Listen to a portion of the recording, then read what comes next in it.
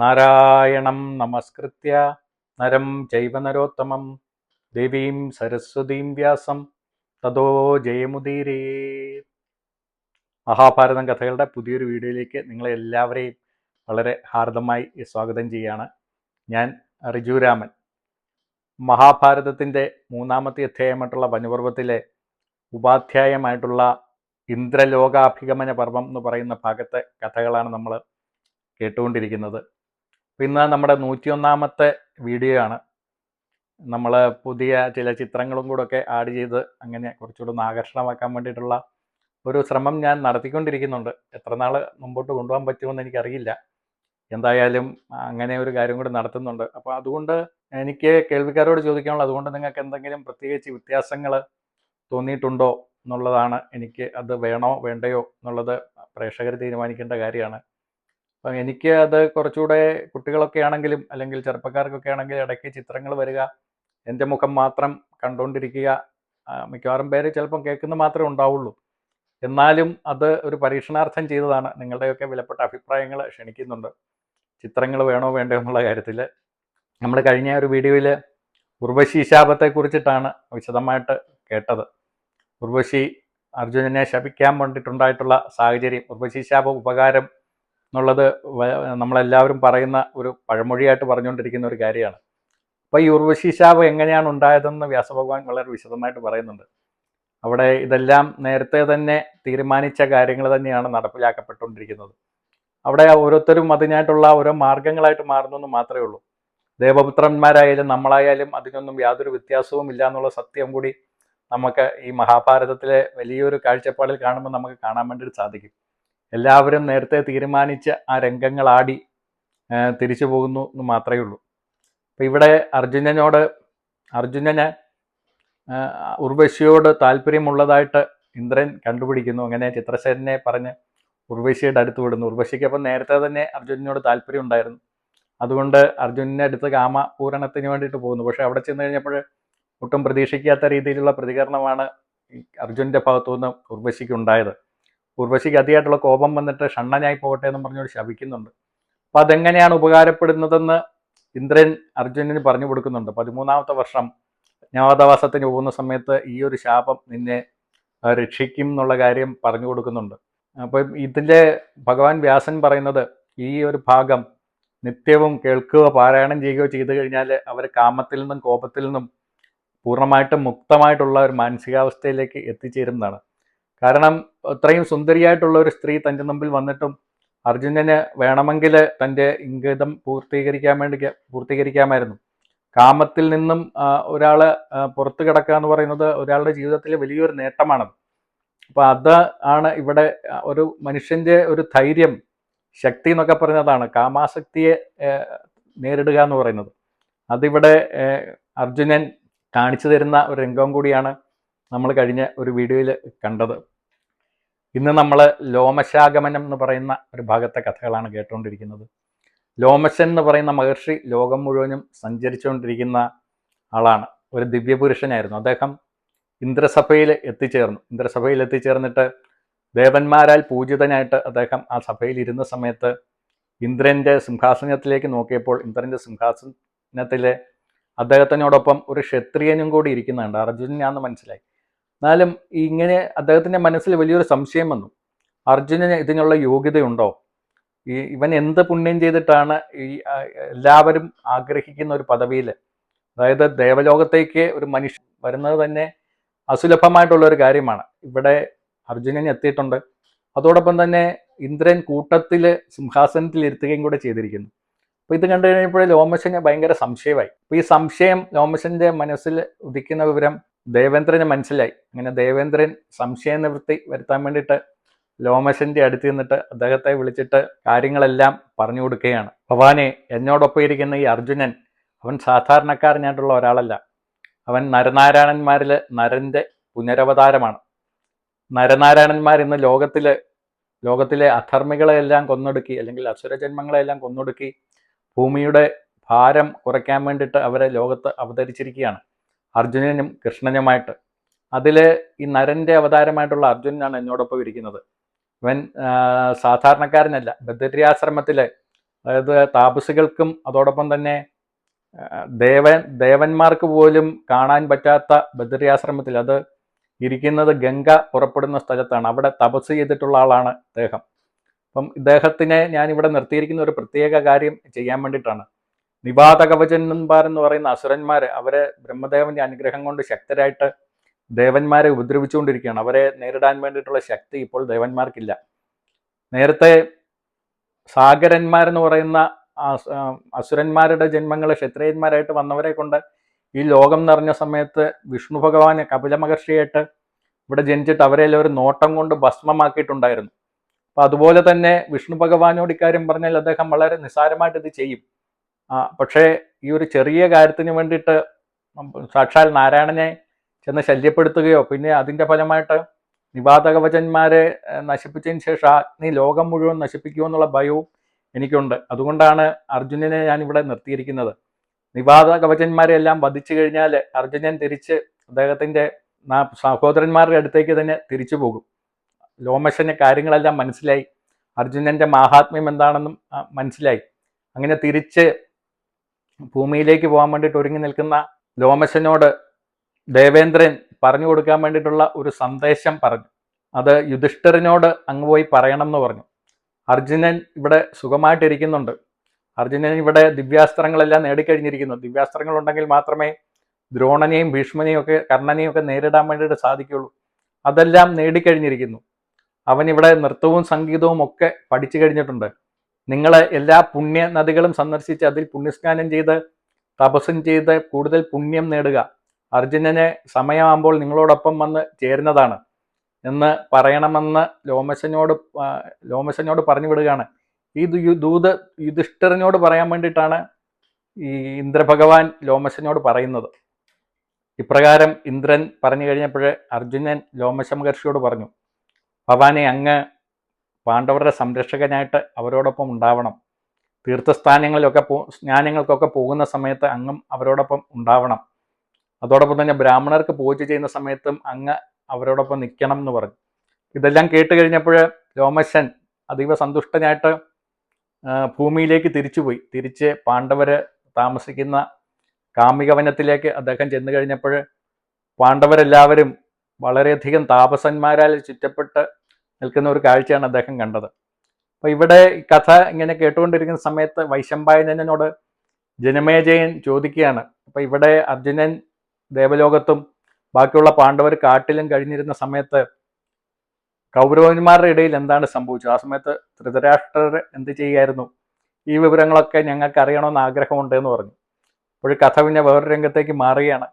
ഇവിടെ ധൃതരാഷ്ട്രർ ഈ കഥകളൊക്കെ അറിയുന്നുണ്ടായിരുന്നു, കാട്ടിൽ നടക്കുന്ന കഥകളൊക്കെ അറിഞ്ഞുകൊണ്ടേ ഇരിക്കുന്നുണ്ടായിരുന്നു. അപ്പം അദ്ദേഹം തൻ്റെ ഉള്ള ആധി കയറിയിട്ട്, അപ്പം ധൃതരാഷ്ട്രർക്കൊക്കെ എപ്പോഴും അങ്ങനെയാണ്, ഈ എല്ലാ അധർമ്മത്തിനും കൂട്ടത്തിൽ നിൽക്കുകയും ചെയ്യും, പിന്നെ അതിനോടൊപ്പം ആധികേറ്റം നടക്കുകയും ചെയ്യും.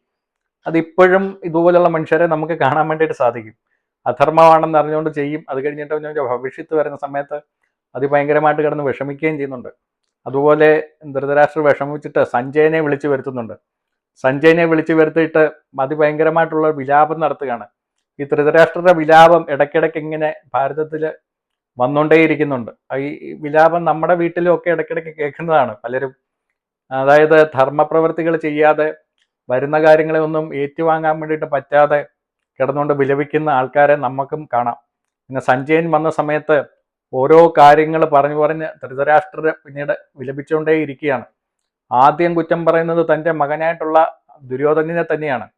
ദുര്യോധനന്റെ എല്ലാ അധർമ്മങ്ങൾക്കും കൂട്ടുനിന്നെങ്കിലും അവനെ അതിഭയങ്കരമായിട്ട് ശകാരിക്കുകയാണ് ധൃതരാഷ്ട്രർ ആദ്യം ചെയ്യുന്നത്. എൻ്റെ മകൻ അവൻ മന്ദബുദ്ധിയാണ്, അവൻ ദുരാഗ്രഹിയാണ്, അവൻ ഭയങ്കര സുഖലോലുപനാണ്, അവൻ്റെ ഈ ദുരാഗ്രഹം കൊണ്ടാണ് നമുക്ക് ഈ ഗതി വന്നതെല്ലാം. ഇത്രയും ശക്തരായിട്ടുള്ള പാണ്ഡവരെ അധർമ്മത്താൽ തോൽപ്പിച്ച് അവൻ കാട്ടിലേക്ക് വിട്ടു. ഇനി അവരെ വെറുതെ ഇരിക്കുമെന്ന് വിചാരിക്കുന്നുണ്ടോ?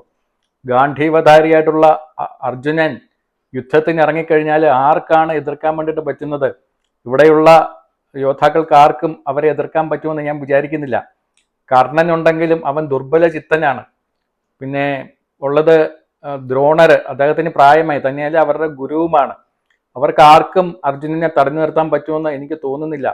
അർജുനൻ ഗാന്ധീവവും അസ്ത്രവുമായിട്ട് ഇറങ്ങിക്കഴിഞ്ഞാൽ വജ്രമേറ്റ എങ്ങനെയാണോ മലകളൊക്കെ തകരുന്നത്, അതുപോലെ നമ്മുടെ കൗരവസേന മുഴുവൻ തകരുമെന്നുള്ള കാര്യം ഉറപ്പാണ്. ഇവരെ എങ്ങനെ നേരിടുമെന്നുള്ള കാര്യത്തിൽ എനിക്ക് യാതൊരു നിശ്ചയവുമില്ല.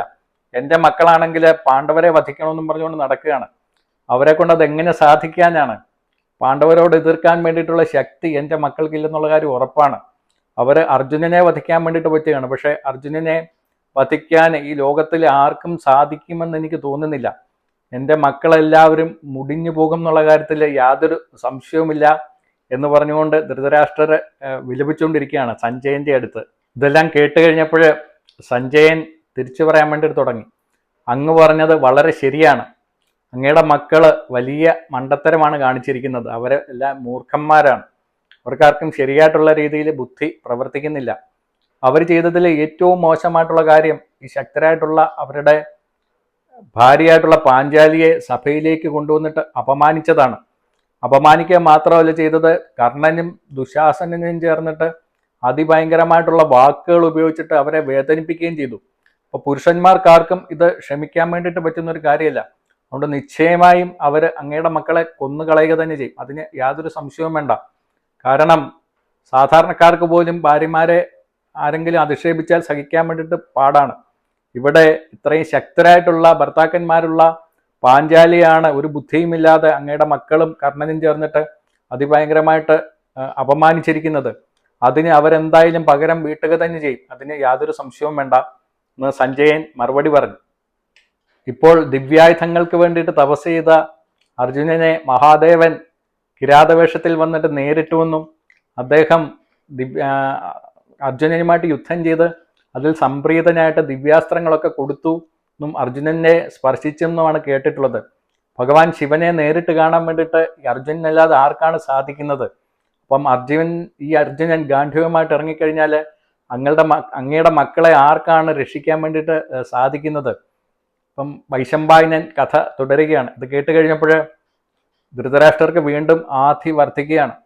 അവൻ പറയാണ്, എൻ്റെ മക്കള് പാഞ്ചാലിയെ സഭയിലേക്ക് വലിച്ചിഴച്ചത് പോരാഞ്ഞിട്ടാണോ ആ ദുഷ്ടബുദ്ധിയായിട്ടുള്ള കർണൻ വീണ്ടും അവളെ അപമാനിച്ചത്? അത് അവരുടെ ഉള്ളിലെ പക വർദ്ധിപ്പിക്കുകയല്ലേ ചെയ്തത്? എൻ്റെ മകൻ ആയിട്ടുള്ള ദുര്യോധനൻ മഹാമൂഢനാണ്. അവനെ ഉപദേശിക്കാൻ നിൽക്കുന്ന കർണനും ദുശാസനനും ശകുനിയും ഒന്നും ഒരു നല്ല ബുദ്ധിയും അവന് പറഞ്ഞു കൊടുക്കുന്നില്ല. ഞാൻ പറഞ്ഞു കൊടുക്കുന്ന ഒരു നല്ല കാര്യങ്ങളും അവൻ ചെയ്യാറില്ല. എന്നെ മൂഢനായിട്ടുള്ള വെറും ഒരു വിഡ്ഢിയായിട്ട് അവൻ കണ്ടുകൊണ്ടിരിക്കുന്നത്. അതുകൊണ്ട് ഞാൻ എന്തൊക്കെ പറഞ്ഞിട്ടും ഒരു കാര്യവുമില്ല. ഒരു അച്ഛൻ്റെ വിലാപമാണ് ശരിക്കും പറയുകയാണെങ്കിൽ. ഇങ്ങനെയൊക്കെ ആണെങ്കിലും ഇങ്ങനെ പറഞ്ഞുകൊണ്ടിരിക്കുന്ന ഇതേ ധൃതരാഷ്ട്രരുടെ ഉള്ളിലും ഇടയ്ക്കിടയ്ക്ക് അതിഭയങ്കരമായിട്ടുള്ള അധർമ്മം വന്ന് കീഴടക്കുന്നത് നമ്മൾ കണ്ടുകൊണ്ടിരിക്കുന്നുണ്ട്. അപ്പം അങ്ങനെ ധൃതരാഷ്ട്രർ വീണ്ടും വിലാപം തുടരുകയാണ്. അർജുനനെ ഇനിയും തടയാൻ വേണ്ടിയിട്ട് ആർക്ക് സാധിക്കും? ശിവഭഗവാൻ നേരിട്ട് സ്പർശിച്ചിട്ടുള്ള അർജുനൻ യുദ്ധത്തിന് വേണ്ടിയിട്ട് ഇറങ്ങിക്കഴിഞ്ഞാൽ എൻ്റെ മക്കള് മരണപ്പെടും എന്നുള്ള കാര്യത്തിൽ യാതൊരു സംശയവുമില്ല. ഞാനിനി എങ്ങനെയാണ് ആ ദുഃഖവും കൂടി സഹിക്കാൻ വേണ്ടിയിട്ട് പോകുന്നത് എന്ന് എനിക്ക് യാതൊരു പിടുത്തവും കിട്ടുന്നില്ല എന്ന് പറഞ്ഞുകൊണ്ട് സഞ്ജയൻ്റെ അടുത്ത് ധൃതരാഷ്ട്രർ വീണ്ടും വീണ്ടും അത് ഭയങ്കരമായിട്ട് കിടന്ന് വിലപിക്കാൻ വേണ്ടിയിട്ട് തുടങ്ങി. ജനമേജയൻ ഈ സമയത്ത് വൈശമ്പായനോട് ചോദിക്കുകയാണ്, ധൃതരാഷ്ട്രർ അധർമ്മത്തിന് കൂട്ടുനിന്നിട്ട് പാണ്ഡവരെ കാട്ടിലേക്ക് അയച്ചതിന് ശേഷം ഇങ്ങനെ കിടന്ന് വിഷമിക്കുന്നതിൻ്റെ അകത്ത് എന്താണ് കാര്യം? എന്തൊരു മണ്ടത്തരമാണ് ശരിക്കും പറയാൻ അദ്ദേഹം ചെയ്തിരിക്കുന്നത്. അപ്പൊ അങ്ങ് ഇതിനോടൊപ്പം എനിക്കൊരു കാര്യം കൂടി പറഞ്ഞു തരണം. പാണ്ഡവരെ ഈ സമയത്ത് എങ്ങനെയായിരുന്നു കാട്ടിൽ കഴിഞ്ഞുകൊണ്ടിരുന്നത്? അവരെ എന്താണ് ഭക്ഷിച്ചത്? അവിടെ കൃഷി ചെയ്യുന്നുണ്ടായിരുന്നു. എന്തായിരുന്നു അവരുടെ ഭക്ഷണം? കൂട്ടത്തിലുണ്ടായിരുന്ന താപസന്മാരെ അവരെങ്ങനെയാണ് സംരക്ഷിച്ചത്? അപ്പൊ അത് കേട്ട് കഴിഞ്ഞപ്പോഴേ വൈശമ്പായനൻ അതിനെക്കുറിച്ചിട്ട് പറയാമെന്ന് പറഞ്ഞിട്ട് പറഞ്ഞു തുടങ്ങിയാണ്. അവര് കാട്ടിൽ വസിച്ചിരുന്ന സമയത്ത് 10,000 താപസർ അവരോടൊപ്പം ഉണ്ടായിരുന്നു. അവരുടെ മുഴുവൻ സംരക്ഷണം യുധിഷ്ഠിരൻ ഏറ്റെടുത്തിരുന്നു. അവർക്ക് ഒരു കുറവുമില്ലാതെ ഒരാൾ പോലും ശരീരം ക്ഷീണിക്കാനോ രോഗം വരാനോ അനുവദിക്കാതെ സ്വന്തം പുത്രന്മാരെ നോക്കുന്നത് പോലെ തന്നെ യുധിഷ്ഠിരൻ അവരെ നോക്കിയിട്ടുണ്ടായിരുന്നെന്നാണ്.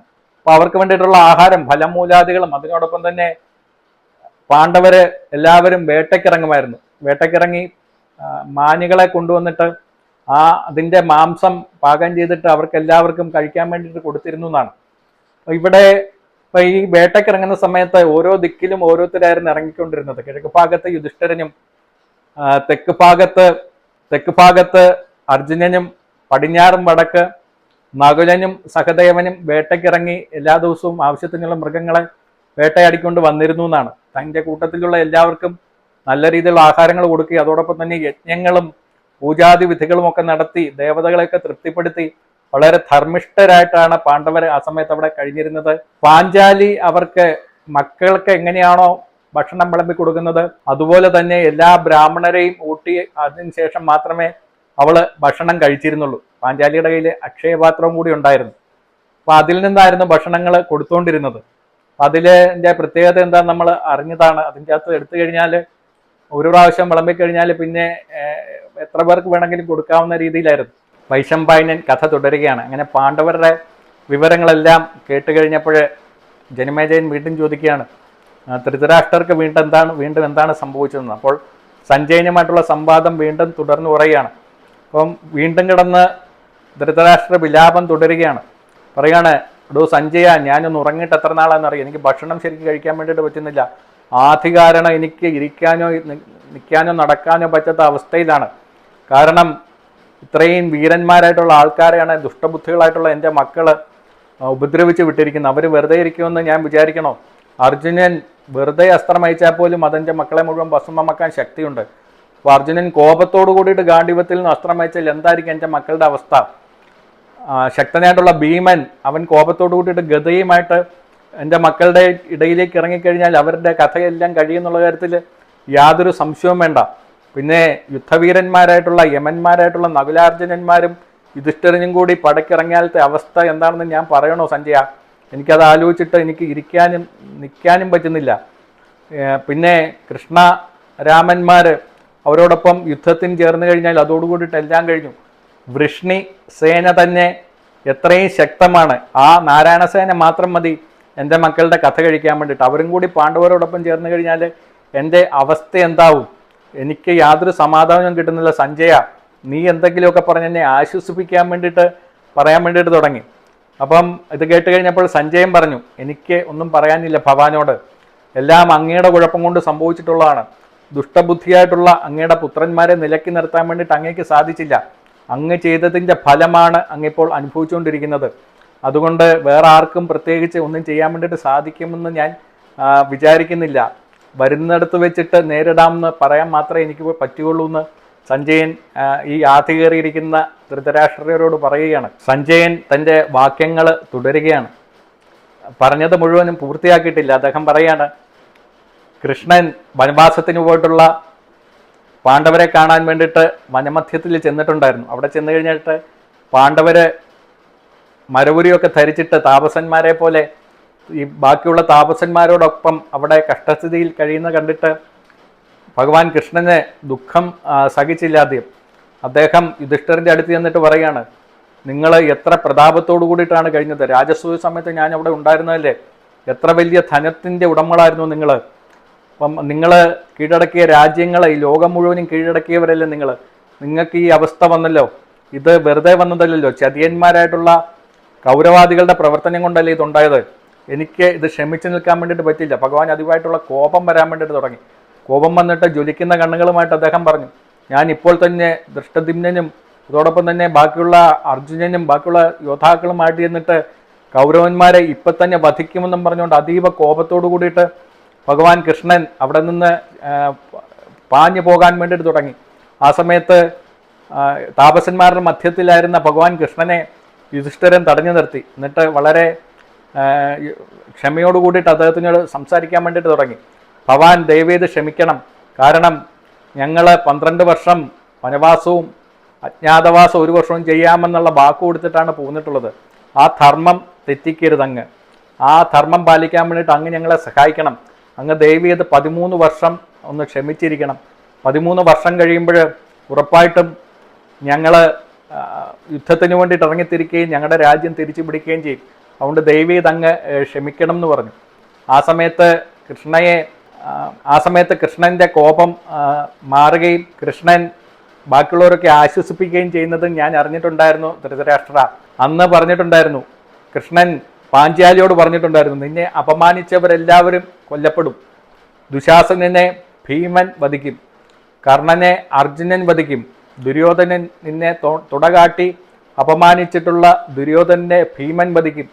ആ വംശത്തെ മുഴുവനും ഇവരെ വധിക്കും. അത് ഞാനും അവരോടൊപ്പം ഉണ്ടാവും എന്നുള്ള കാര്യം കൃഷ്ണൻ പറയുന്നതായിട്ട് സഞ്ജയൻ ധൃതരാഷ്ട്രരോട് പറയുകയാണ്. ആ സമയത്ത് ഇത് കേട്ട് കഴിഞ്ഞിട്ട് ധൃതരാഷ്ട്രർ വീണ്ടും വിലപിക്കുകയാണ്. അന്ന് ആ ചൂതിൻ്റെ സമയത്ത് വിതുരർ എന്നോട് പറഞ്ഞാണ്, സഞ്ജയ, ഇത് നമ്മളെല്ലാം ആപത്തിലേക്ക് നയിക്കും, നമ്മുടെ കുലം നശിക്കുമെന്ന്.